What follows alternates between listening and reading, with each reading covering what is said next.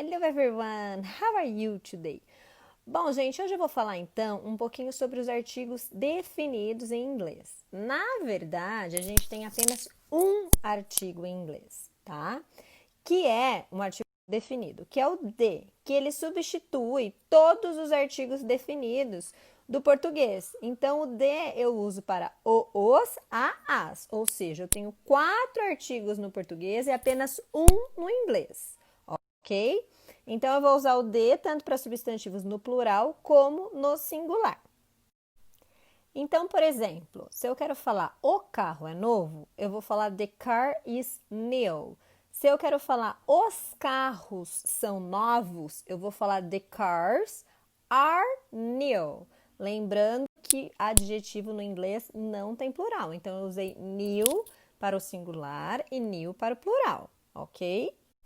E agora eu vou falar um pouquinho sobre quando a gente deve usar o de e num próximo vídeo quando a gente não deve usar, porque não é exatamente como no português, tá?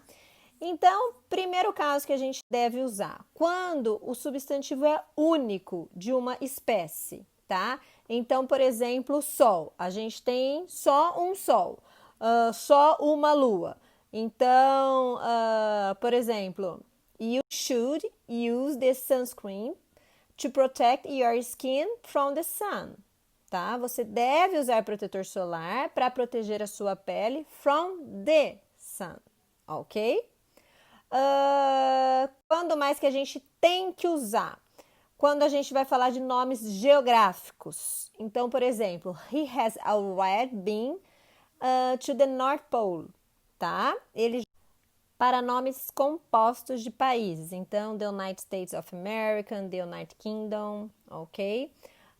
Para nomes de família. Então, por exemplo, the Marks are a famous family. Os Marques são uma família famosa, ok?